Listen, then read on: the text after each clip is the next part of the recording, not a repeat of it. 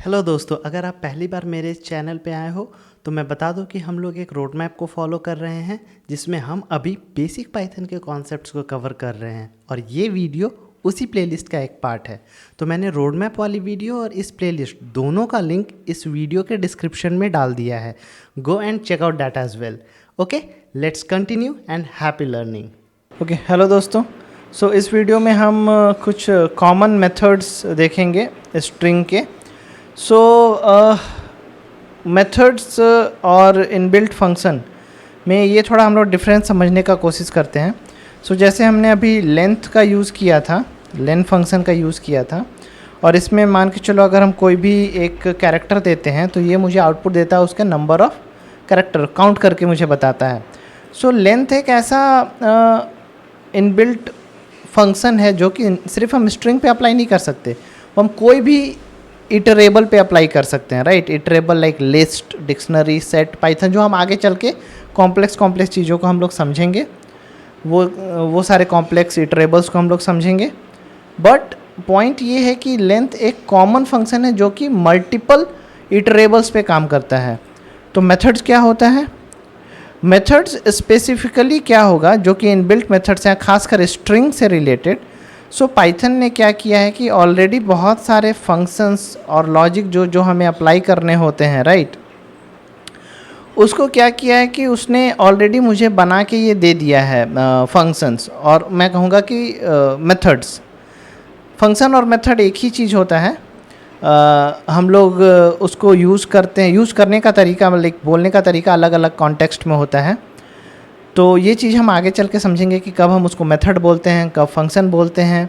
Method हम इस case में इसलिए बोल रहे हैं क्योंकि इनबिल्ट जो भी हमारा पाइथन में डेटा टाइप्स हैं, जैसे कि स्ट्रिंग है हमारा, राइट, इंट है हमारा, oh lot of things came, str है हमारा, वेट, str है, ठीक है। उसके बाद हमारे पास है इंट है, फॉर एग्ज़ाम्पल लेट्स से। कहने का ये मतलब है कि जितने भी हमारे पास ये डेटा टाइप्स हैं ना, ये सारे क्लास और मेथड के रूप में डिफाइंड हैं पाइथन के अंदर। ऑलरेडी जो इनका कोड लिखा हुआ है जैसे, वो ऑलरेडी क्लास वे में लिखा हुआ है। तो हम आगे चल के सीखेंगे कि class way of programming, class method क्या होता है पाइथन में, और हम अपना खुद का क्लास लिखेंगे। जैसे यहाँ स्ट्रिंग का क्लास ऑलरेडी पाइथन ने मुझे लिख के दिया हुआ है, तो हम आगे चल के अपना खुद का क्लास वगैरह लिखेंगे। तो वो अभी हम समझने के लिए बस ये समझते हैं कि क्लास और मेथड का एक हायरार्की होता है, ठीक है। स्ट्रिंग के अंदर ऑलरेडी बहुत सारे मेथड्स लिखे हुए हैं। मेथड्स मतलब कि जो हम इस पर कुछ फंक्शनैलिटी करना हुआ, जैसे कि अभी एग्जांपल के लिए मैं एग्जांपल से ज़्यादा आपको अच्छे तरह से समझा पाऊँगा। और हम मेथड्स को एक्सेस करने के लिए डॉट ऑपरेटर का यूज़ करते हैं, और इसके अंदर फॉर एग्जांपल लेट्स से एक मेथड है अपर, और मेथड को यूज करने के लिए सेम जैसे हम पैरेंथेसिस लगाते थे अपने इनबिल्ट फंक्शन को यूज करने के लिए, वैसे ही देखो यहाँ पे कलर चेंज नहीं हुआ क्योंकि ये सिर्फ इसी का मेथड है। और अपर हम सिर्फ स्ट्रिंग पे लगा सकते हैं। अगर हम अपर किसी और चीज़ पे लगाने का ट्राई किए, जैसे ट्रू है, और इस पर अगर हम अपर लगाने का कोशिश किए तो मुझे ये एरर दे देगा। बोल रहा है कि बूलियन टाइप के डेटा पे अपर नाम का कुछ डिफाइंड ही नहीं है, ठीक है। तो दूसरे डेटा टाइप पे ये काम नहीं करेगा। तो अपर एक स्पेसिफिकली सिर्फ स्ट्रिंग के लिए बनाया हुआ है, स्ट्रिंग के अंदर ही सिर्फ ये काम करेगा। ये करेगा क्या? ये सारे वैल्यू को, सारे कैरेक्टर्स को उसके अपर केस में चेंज कर दे रहा है, अपर अल्फ़ाबेट्स में उसको कन्वर्ट कर दे रहा है, ठीक है। ऐसे ऐसे बहुत सारे मेरे पास ऑलरेडी मेथड्स बनाए हुए हैं। जैसे मैंने लोअर किया तो ये एक इसमें कैपिटल लेटर था ए, उसको भी ये स्मॉल कर दिया। तो ये सारे मुझे इनबिल्ट आई वुड से कि मेथड्स जो कि सिर्फ स्ट्रिंग पे एप्लीकेबल होंगे, और जो इनबिल्ट फंक्शंस जिसका अभी तक हमने बात किया, जैसे टाइप फंक्शन हो गया, लेंथ फंक्शन हो गया, प्रिंट हो गया, ये यूनिवर्सली काम करता है, ये कहीं भी अप्लाई आप कर सकते हो। बट ये सारे जो मेथड्स हैं ना, जैसे अभी मैंने आपको ट्रू पे अप्लाई करके दिखाया तो एरर आया, ये सिर्फ आप स्ट्रिंग पे ही अप्लाई कर पाओगे, ये स्ट्रिंग के लिए ही सिर्फ डिफाइंड है, ओके। और ऐसे स्पेसिफिक मेथड्स को एक्सेस करने के लिए हम डॉट ऑपरेटर का यूज करते हैं। तो कैसे हम समझेंगे कि मेरे पास कितने टोटल कौन कौन से अवेलेबल मेथड्स हैं स्ट्रिंग के लिए? सिंपली हम इसके लिए क्या करते हैं, dir नाम का एक यूनिवर्सल, ये यूनिवर्सल इनबिल्ट फंक्शन है dir, बहुत ही इंपॉर्टेंट फंक्शन है। हम कोई भी डेटा टाइप पे इस पे अगर हम इसको इनपुट करते हैं अंदर में, अगर हम str लिख देते हैं या फिर str का आप कोई वैल्यू लिख दो या फिर कोई ऐसा वेरिएबल जिसमें str डिफाइन हो, कुछ भी आप इसमें पास कर दो। एक्चुअली str का कुछ भी लाइक str का हम ये कीवर्ड पास कर दिए str का, या फिर हम str के लिए ये भी एक स्ट्रिंग ही है। सो हम उससे उसके इंस्टेंस, इसको बोलते हैं इंस्टेंस ऑफ स्ट्रिंग। आप स्ट्रिंग का कोई भी इंस्टेंस पास कर दो इसके अंदर, तो फिर ये मुझे एक लिस्ट ऑफ मेथड दे देगा जो कि स्ट्रिंग के लिए डिफाइंड है सिर्फ। तो जैसे मैंने इसको रन किया तो मुझे इतने सारे मेथड्स मिले, बहुत सारे मेथड इसने प्रिंट कर दिए जो कि सिर्फ इंट के लिए ही डिफाइंड है, सॉरी नॉट स्ट्रिंग के लिए डिफाइंड है, नॉट इंट। जैसे कैपिटलाइज हो गया, सेंटर हो गया, इस टाइटल हो गया, बहुत सारे हैं। तो अब मैं कैसे समझूंगा कि कौन सा मेथड क्या काम कर रहा है? ओके, तो उसके लिए हम लोग क्या करते हैं, एक इसमें बहुत ही इजी, इसको हम ऐसे ही एज इट इज़ छोड़ दे रहे हैं और इसके नेक्स्ट में हम इसको क्या करते हैं कि लेट्स से वी डिफाइन एक स्ट्रिंग हम डिफाइन कर रहे हैं और उसमें हम बोल रहे हैं डॉट लेट्स से लोअर। और अच्छा, पहले लोअर में जाने से पहले हम लोग देख ले रहे हैं कि डॉट डॉक। सो ये एक इसको हम लोग बोलते हैं एट्रीब्यूट।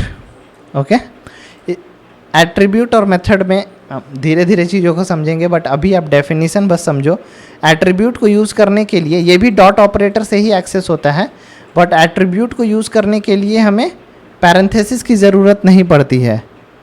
अनलाइक मेथड्स को यूज करने के लिए पैरेंथेसिस लगेगा, बट एट्रीब्यूट को यूज करने के लिए नहीं, हम डायरेक्टली इसको यूज़ कर सकते हैं। और इसको यूज़ करने पे ये क्या मुझे बताएगा, तो डॉक नाम का एक, डॉक से जैसे मुझे डॉक्यूमेंट मिलता है उसी तरीक़ा से डॉक वहीं से ये डिफाइंड है और इंस्पायर्ड है। लाइक कि डॉक मुझे क्या दे रहा है, जैसे मैं इसको प्रिंट करूँगा ना तो ये और अच्छे से प्रिंट होगा। अभी जैसे एक लाइन में प्रिंट हो गया, इसीलिए you should always use print statement. अभी देखो ये अच्छे से प्रिंट हुआ लाइन बाय लाइन। तो ये क्या ये बता रहा है कि ये जो ए दिया हुआ है मैंने, ये तो पहले ये ऑब्जेक्ट है स्ट्रिंग का, स्ट्रिंग फैमिली से ये बिलोंग कर रहा है। बहुत सारा इन्फॉर्मेशन दे दिया मुझे इस ए के बारे में। और ये चीज़ हम चल के आगे सीखेंगे। अभी बफर, इनकोडिंग, ब्ला ब्ला, ये थोड़े एडवांस कॉन्सेप्ट्स हैं। अभी इसका हम डेफिनेशन पढ़ लेते हैं। ये क्या क्या कह रहा है कि क्रिएट अ न्यू स्ट्रिंग, नया स्ट्रिंग ऑब्जेक्ट हम लोग बना सकते हैं। हाँ, इनकोडिंग वगैरह अभी हम आगे चल के सीखेंगे। इनकोडिंग वगैरह पूरा लिखा हो तो मतलब एक तरीक़ा से मुझे डॉक से पता चल गया कि ये किस इंस्टेंस का है, किस फैमिली से बिलोंग कर रहा है, क्या है ये, राइट। अगर मैं 1 यहाँ पे दे दूँ तो 1 का भी मेरे पास डॉक अवेलेबल होगा। इनवैलिड लिटरल बता रहा है, एक सेकेंड। अगर मैं यहाँ पे इंट करूँ, इंट का डॉक, यस इंटीजर का डॉक, 1 से ये अंडरस्टैंड नहीं कर पाया अनलाइक स्ट्रिंग। सो इंटीजर से मुझे बता दिया इंटीजर का पूरा क्या क्या होता है इंटीजर के बारे में। तो डॉक कीवर्ड का हम लोग, डॉक एट्रीब्यूट का हम लोग यूज़ करके इंटीजर के बारे में हम लोग सब कुछ समझ सकते हैं। उसी तरीक़ा से फॉर एग्ज़ाम्पल यहाँ पे हम लोग को समझना है लेट्स से कि अपर क्या करता है। तो अपर डॉट, पैरेंथेसिस हम फिर भी नहीं देंगे क्योंकि हम इस अभी यूज़ नहीं करना है मुझे इसे। अभी बस मुझे इसके फंक्शनैलिटी को समझना है, पढ़ना है। तो हम इसको पैरेंथेसिस अगर यूज़ कर देंगे ना तो यहाँ पे ये रिटर्न कर देगा, ये कोड इतना रन हो जाएगा और ये वापस से एक स्ट्रिंग रिटर्न कर देगा। और स्ट्रिंग का डॉक वापस से हम वही चीज़ देखेंगे जो हमने पहले देखा था। बट अगर ये हम पैरेंथेसिस नहीं देंगे तो फिर ये हम मुझे अपर क्या कर रहा है उसके बारे में बताएगा। देखो अब ये बता रहा है कि return a copy of string converted to upper case, मतलब कि एक रिटर्न करेगा कॉपी, इसी का एक कॉपी रिटर्न करेगा जो कि इस वैल्यू को अपर केस में कन्वर्ट करके रिटर्न करेगा, राइट। यही चीज़ हमने यहाँ पे देखा भी था। जैसे अगर मैं ए पे डॉट अपर लगा दूँ तो ये क्या कर रहा है, इसके अपर केस में कन्वर्ट करके इसको दे रहा है। अच्छा चलो मैं अब थोड़ा सा इसको समझता हूँ दूसरे फंक्शनैलिटी को, वो क्या करते हैं। लाइक चलो रिप्लेस को समझ के देखता हूँ, रिप्लेस को समझ के देखता है कि वो करता क्या है और इसको यूज कैसे करना है। तो रिप्लेस के बारे में थोड़ा सा ज़्यादा डिटेल आया, जैसे return a copy with all अकरेंसेज of सब string old replaced by new. तो रिप्लेस जैसे कि वर्ड बता रहा है कि ये कुछ मुझे रिप्लेस करके नया वैल्यू दे देगा, राइट। सो इसको हम लोग यूज़ कैसे करते हैं रिप्लेस को। तो इसको यूज़ करने के लिए मान के चलो मैंने लिखा यहाँ पे लेट्स से मैंगो लिखा मैंने, mango hyphen is hyphen good, ठीक है। अब मैं इसमें रिप्लेस यूज़ कर रहा हूँ, रिप्लेस। तो रिप्लेस को यूज़ करने के लिए मुझे क्या रिप्लेस करना है और किससे रिप्लेस करना है। अच्छा इज की जगह पे इड लिखा गया, ओके। सो मान के चलो मुझे हाइफन को रिप्लेस करना है और मुझे हाइफन के जगह पे अब चाहिए एक नया कैरेक्टर, लेट से @। तो जहाँ जहाँ इसमें हाइफन आया है उसको @ से चेंज कर दो। देखो तो ये ऐसे काम कर रहा है रिप्लेस, ओके। यहाँ पे बता भी रहा है the optional argument count is given only the first count occurrence are replace. तो ये इसके बारे में हम लोग पढ़ के इसको ट्राई आउट कर सकते हैं। तो ऐसे करके हमारे पास बहुत सारे इनबिल्ट मेथड्स हैं। हम लोग इम्पॉर्टेंट वाला कुछ देख लेते हैं जो कि हम बहुत ही रेगुलर यूज़ करेंगे। तो जैसे कि हमारे पास एक मेथड होता है स्प्लिट,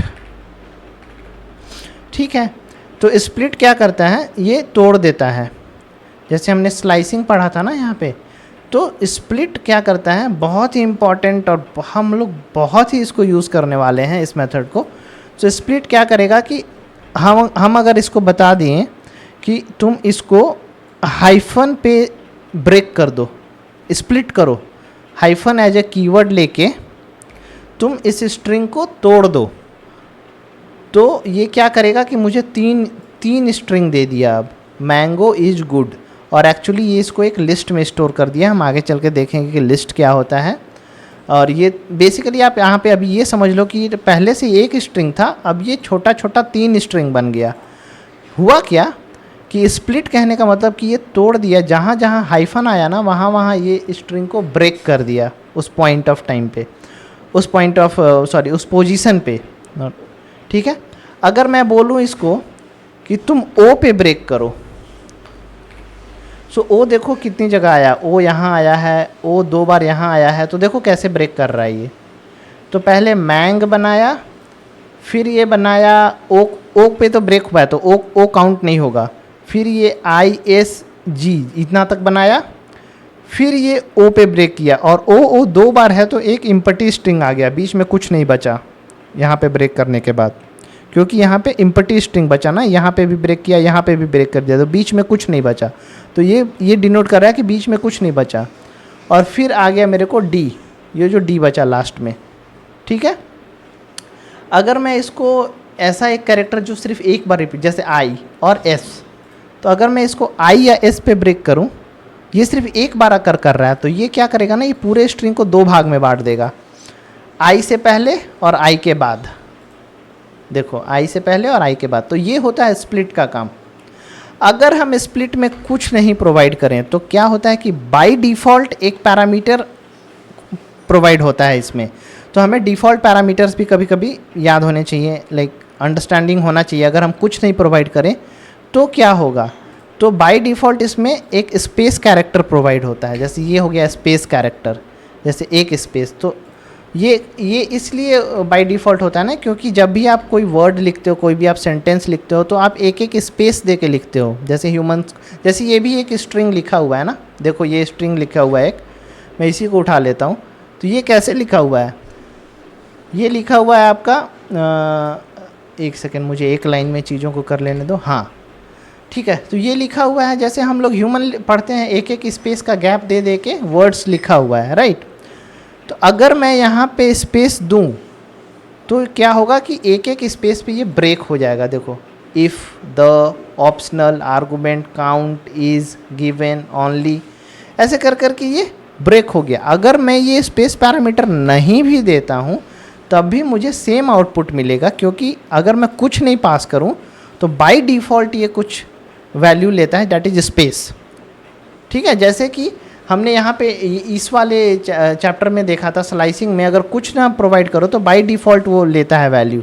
जैसे स्टार्ट के लिए 0 लेता है, एंड के लिए लास्ट वैल्यू रहता है।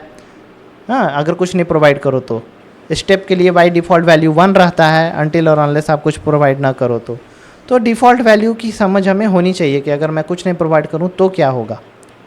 सो इस वे में स्प्लिट हमारा काम करता है। अच्छा, एक और बस हम लोग क्विकली देख लेते हैं, ये लास्ट है। इसमें हम देख रहे हैं, मान के चलो कि मैंने एक लिखा हुआ है दिस और बहुत सारा स्पेस दे दिया दिस के बाद। तो एक होता है स्ट्रिप, STRIP। स्ट्रिप क्या करेगा ना, आपका आगे और पीछे अगर बहुत सारा खाली स्पेस है तो ये सारे खाली स्पेस को किल कर देता है। मान के चलो दिस ऐसे करके लिखा हुआ है, एक सिंगल स्ट्रिंग है, लेकिन क्या हुआ है कि सिंगल स्ट्रिंग में बहुत सारा आगे पीछे खाली स्पेस है। तो जब स्ट्रिप हम अप्लाई करेंगे ना तो देखो ये छोटा सा दिस बचेगा बस। ये बिफोर स्पेस और आफ्टर स्पेस किल कर देता है, ख़त्म कर देता है। ठीक है, तो स्ट्रिप कोई पैरामीटर लेता है क्या? अगर हम इसमें कुछ पैरामीटर पास करते हैं लाइक हाइफन, तो कोई पैरामीटर लेता है क्या ये? इस चीज़ को हम समझते हैं। जैसे कि मान के चलो कि मुझे स्ट्रिप करना है हाइफन हाइफन हाइफन और स्पेस। अब इसमें दो चीज़ है ना, ये हाइफन से स्टार्ट हो रहा है और स्पेस से एंड हो रहा है। तो अगर मैं स्ट्रिप में हाइफन प्रोवाइड करूँ तो ये सिर्फ हाइफन को रिमूव करेगा, ठीक है, स्पेस को रिमूव नहीं करेगा।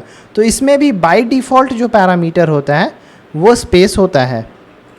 जैसे देखो दिस, इसमें स्पेस को रिमूव नहीं किया, अभी यहाँ पे आके मेरा कोलन ये दिया हुआ है कोट्स, मतलब ये यहाँ से लेके यहाँ तक पूरा स्ट्रिंग है।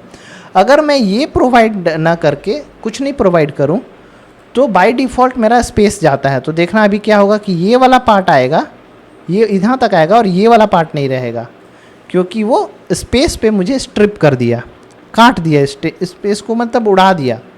अच्छा, ये स्ट्रिप काम कैसे करता है? तो ये हर एक वर्ड के आगे और पीछे चीज़ों को देखता है। जैसे मैंने यहाँ पे अगर मान के चलो 2 वर्ड लिख दिए, दिस इज, तब ऐसा लिखा, तो अभी क्या करेगा कि ये वाले स्पेस को ये किल नहीं करेगा, सिर्फ स्टार्ट और एंड वाले स्पेस को ये किल करेगा। जैसे कि देखो ये थोड़ा इंपॉर्टेंट है समझना।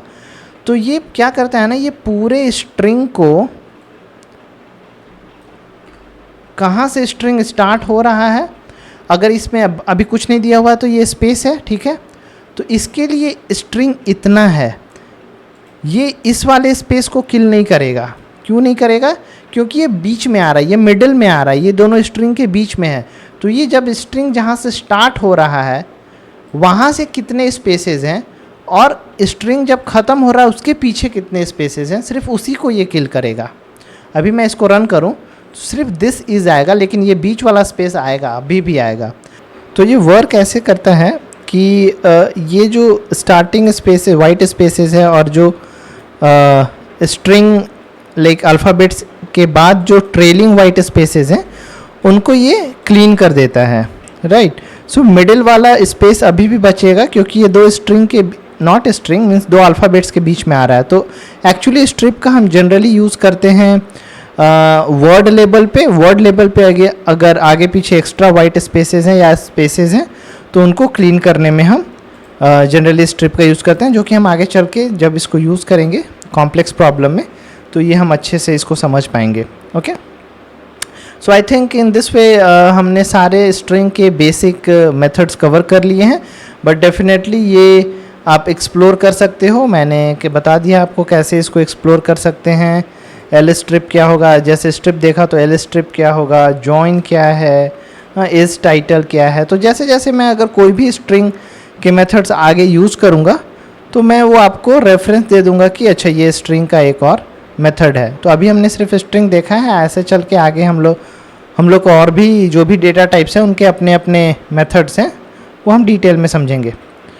Okay, I think that's all. So thank you.